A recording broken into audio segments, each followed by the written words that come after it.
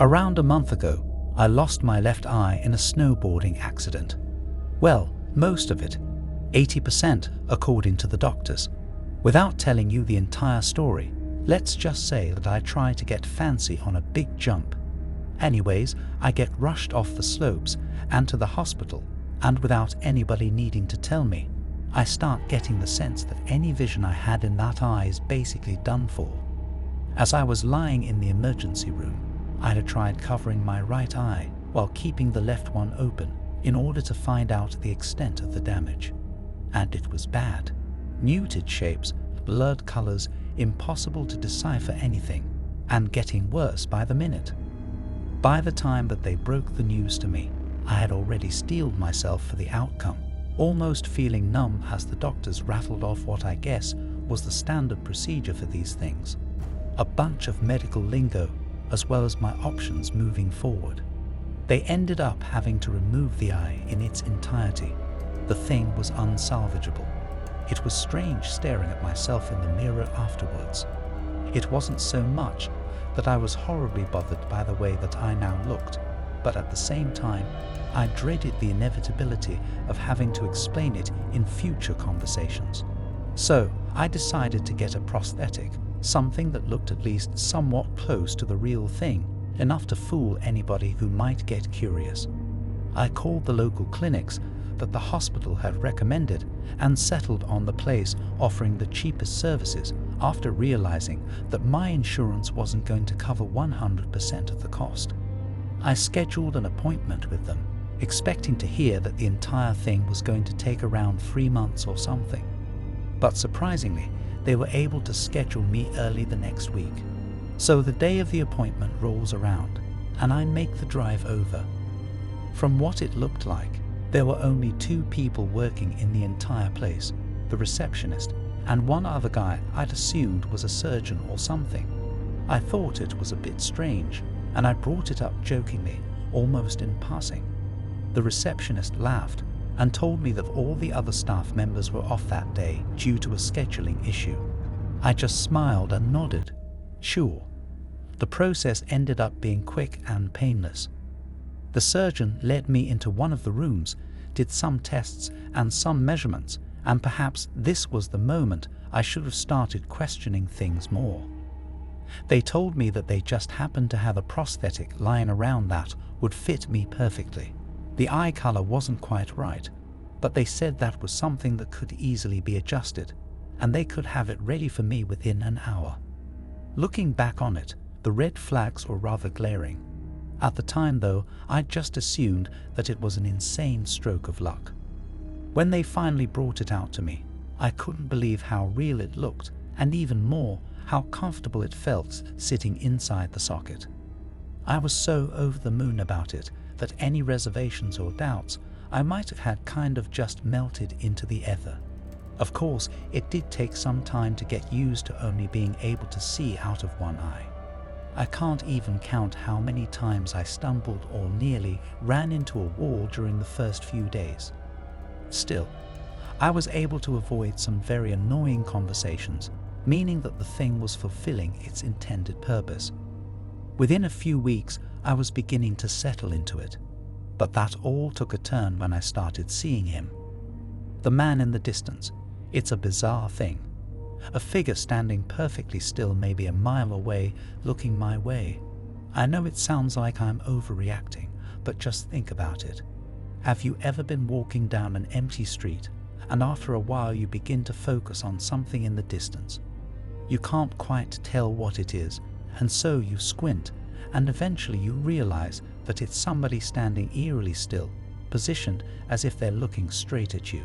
Even worse is when you get the feeling that it's always the same person and that they're always getting closer and closer. And then there's the doors, and I'll try to explain this as simply as possible. Imagine one day you wake up in your home or apartment or whatever. You walk over to your bathroom to take your morning piss, and in your groggy state you notice that there's a door in your hallway that you've never seen before, one that would seem out of place in any residence. It looks to be made from a dense metal and has strange symbols carved into in a seemingly haphazard manner. You close your eyes thinking that you've gone insane, and when you open them back up, the door has suddenly disappeared. Well, these are pretty much play-by-play recollections of the things I've been seeing, and ever since the first few instances, it's been happening more and more, almost exponentially so. They're everywhere as well. Restaurants, the gym, other people's houses. Hell, I even saw one of the doors while I was out on a hike. In the ground, right in the middle of the path. And as always, whenever I try and get closer in order to investigate, it'll disappear. Now here's the thing. Unlike the man, it's never the same two doors, and I know this is true because of two factors, being color and size. I've seen ones that were chrome gray, along with ones that have been pitch black. I've seen ones so small that I wouldn't have even been able to squeeze through them, and there have been ones large enough to accommodate a truck. Of course, I tried to rationalize these things. Maybe hallucinations were a temporary symptom of losing one of your eyes. Maybe I had developed some obscure brain disease. But these trains of thought were short-lived. This was not normal. It didn't make sense. The straw that broke the camel's back came the evening when I started to realize that my vision was actually coming back. My full range of vision. It was a simple thing to test out. Close my right eye while keeping the left prosthetic open, expecting absolute darkness. But that's not what happened. To my shock, I could still see. Granted, the extent of the vision was blurry to the point where I wouldn't have been able to function with it alone. But the fact that anything was there at all kinda spat in the face of logic. As soon as I realized this, I went to the bathroom in order to try and take it out. I'd done it once before, and at the time it had been a seamless process, but that was all the way back during the first week I'd gotten it. But when I tried it this time around, I managed to get it out halfway before giving up. It hurt like hell, as if it was something never meant to be removed. Immediately I got into my car and began to speed over to the clinic, my heart pounding the entire time. At some point during the drive, I took a glance at the rear-view mirror, and something seemed off about the car driving behind me. I kept glancing at it, trying to understand what the issue was. There was a young woman in the driver's seat. Fine, no issue there. But there was somebody else sitting in the back seat, while the passenger's seat remained empty. I switched lanes, slowing down while I let her pass. When I went to look again, she was the only person in the car. I shook my head, trying to quell my nerves as I continued to drive, though the scene that I saw upon pulling into the clinic's parking lot certainly didn't help with that. There was police tape everywhere, and it looked as if the place had been ransacked or something. The windows had been smashed and broken glass littered the pavement, and from what I could tell, the inside had been completely trashed. There was one other car in the lot, a police vehicle with a tired-looking cop sitting inside. I parked, got out of my car and knocked on his window. The cop eyed me warily before rolling it down. "Yeah," he said. "What do you need?" "I was just wondering what happened here," I said. He stared at me for a while before responding. "Can't say. It's an ongoing investigation." Then he paused before asking, "Why do you want to know?" I wasn't quite prepared for the question, and after stumbling through a few sentences, I ended up telling him that I'd gotten a prosthetic eye from the clinic, but was starting to have issues with it. Which was basically true. "That's it," the cop said. "An issue with the eye? Nothing else." His tone was strange, as if for whatever reason he knew that I wanted to tell him more, which in turn indicated to me that he was itching to do the same. After a bout of awkward silence, I nodded my head. "Yeah, nothing else." The cop just stared at me with this incredulous look on his face, and I suppose that was ultimately the reaction I was looking for, a confirmation that we were indeed on the same page. He opened his glove compartment and pulled out a notepad and began to write something down. A phone number. Then he handed it to me. "We can't talk right now," he said, "but if things escalate, then give me a call." Then he gestured for me to lean in, and so I did. "Listen to me," he said, barely above a whisper. "If he starts getting close, I mean real close, then you know what you have to do, right?" I don't think I understand. He focused in on the left side of my face. "Let me guess, you've tried taking it out. But it hurts, doesn't it?" "Well, it's going to hurt no matter what you do. There's no easy way out of this." I shook my head. "What the fuck are you saying?" The cop sighed, his eyes darting around. Suddenly he seemed nervous. "Look," he said, "just give me a call. And one more thing. If can you help it, try your best not to look at him." He turned away and began to roll up the window. "Wait," I said. "What about the doors?" When he didn't respond, I slammed on the glass. "What about the fucking doors?" The cop just stared ahead, as if I were no longer there. I backed away, getting angrier by the moment, until I was overcome by the feeling that we were being watched. I cursed under my breath and headed back to my car, looking around the entire time, looking for him. When I got back home, I poured myself a glass of vodka. 3 glasses later, and I'd managed to stave off the impending panic attack. But now I was out, and I knew that I was going to need more. I grabbed my keys and prepared to head to the liquor store near my place, and in my partially drunken state, I nearly failed to notice it. My front door had changed. It was the color that had thrown me off, the same light gray that I was accustomed to seeing on a day-to-day basis. But then I saw the symbols, the metallic glint. I moved away from it, expecting it to revert back to what it should have been after a few blinks. And when that didn't happen, I closed my eyes, counted to 30 seconds, and then opened them back up. Still no change. Then I tried something else. I kept my right eye open while keeping the prosthetic closed. It worked, but only for a moment. My normal apartment door, the one that always should have been there, flashed back into existence. I reached for the knob, but just as soon as I did, it had disappeared, replaced by a large rusted handle. I cursed and then stepped back. It was a different door this time, one more ominous in nature than any that had come before. It was dark brown and huge, reaching close to the top of my ceiling and spanning 6 or 7 feet wide. The standard symbols were etched across it, but were barely visible against the large blotches of orange-reddish rust.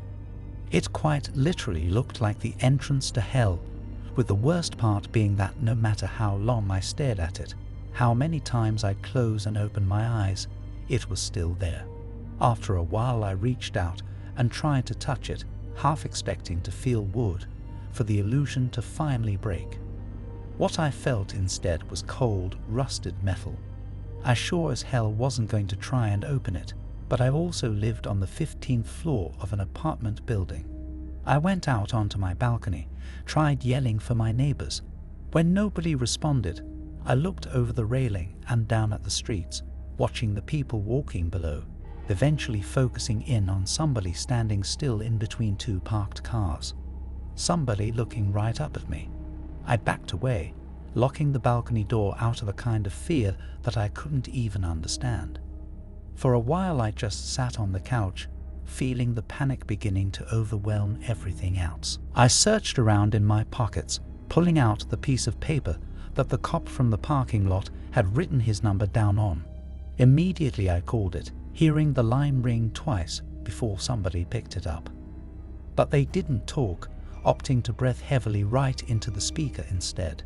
It sounded like they were out of breath, and somewhere in the background I could hear a low moaning. I hung up, tossed my phone onto the couch. I was starting to feel lightheaded, the skin on my face becoming hot to the touch, and so I walked over to the bathroom and doused my face with cold water. It helped slightly, but whatever reprieve it brought me was wiped away as soon as I walked back into the living room. I could just barely see it out of the corner of my eye. Somebody standing on my balcony, face pressed tightly against the window. Their skin was pale, and they were dressed in what appeared to be a sweeping black robe. Remembering what the cop had told me, I didn't look at it directly, keeping it at the edge of my vision in order to give myself peace of mind to make sure that it didn't move. I inched towards my couch and picked up my phone where I had left it and dialed 911. I told them that somebody was on my balcony trying to break in, that they needed to send somebody ASAP. The operator told me that they would, but that in the meantime I'd be better off leaving my apartment. I told them that I couldn't do that, and when asked why, I had no answer. This seemed to confuse them, but they told me stay on the line, which I did. By now I was actively trying to stop myself from hyperventilating, and in my fear I walked backwards into my kitchen and grabbed hold of steak knife. I must have looked away from the balcony for a split second, because now the figure was gone. I held my breath, and soon enough I could hear something coming from the hallway behind me, what sounded like rough animalistic exhales. "It's inside," I whispered into the phone. "It's behind me." I could hear the operator saying something, but at that point I was too stunned to listen. "You know what you have to do, right?" I looked down at the knife in my hand. The last things I remembered before everything went fuzzy was the door slowly creaking open and something cold brushing against the back of my neck. When I woke up, however, many hours later, I was lying in a hospital bed, a fierce stinging swathing the entire left side of my face. I reached up and felt around, my fingers skimming across layers of thick bandages. Given the facts at hand, I had a pretty good idea what had happened, but I still asked the nurses in order to confirm things. When the cops had found me, I'd been lying on the floor, the back of my head submerged in a pool of my own blood, my fingers still wrapped around the handle of the knife. Apparently, I had carved the prosthetic straight out of my socket, and I had done a piss-poor job. After the nurses had left, two plain-looking men in suits approached the side of my bed and began to ask me questions. At first, I thought they were state-appointed psychiatrists or something, sent to determine whether or not I was a harm to myself and others. But the tone of their voices and the way they conducted themselves didn't quite align with that. They were very matter-of-fact with their questioning, more like detectives than anything else. While they seemed prepared and almost eager to believe whatever I had to say, speaking to them proved to be an uneasy thing, and so I ended up dancing around the more surreal details of what had actually happened. I'm not sure why, it just felt like I had to. But even so, I could tell that they knew that I was lying. After realizing that they weren't going to be able to get anything out of me, one of the suits just smiled, telling me that they'd stay in touch before they left. A strange encounter, but by that point I was too relieved to care. It was over. This fucked up nightmare had finally run its course. I nearly drifted back to sleep when I heard somebody else enter the room. I opened my eyes, sat up. It was a cop. He began to approach me nervously, and I asked him what he wanted. "I'm just curious," he said. "What happened in there?" I just stared at him. "What do you mean? In your apartment? What the hell was going on?" I shrugged. "I don't know. I had a manic episode or something." "No," the cop said. "No, there was something else happening. Something fucked up." I shook my head. "And how would you know?" He leaned down, getting uncomfortably close to my face. "Did they not tell you? When we got there, your door was gone. You know the front door to your apartment. It wasn't there. We had to break down the fucking wall to get inside." He paused, his eyes growing wide, as if some fear of his had just been validated. Why the fuck wouldn't it be there? Suddenly a hand appeared on his shoulder. I looked up, seeing one of the suits from earlier. He was staring down at the cop and smiling, the malice behind the expression just barely concealed. "You're not supposed to be in here," the suit said. "Let him rest." The cop stared back at him, matching the hostility in his gaze as he stood straight and began to back away. Once he was out of sight, The suit looked down at me, the grin lingering as he gave me a nod. Then he walked out of the room, and when he shut the door behind him, it was not the same one that had been there earlier.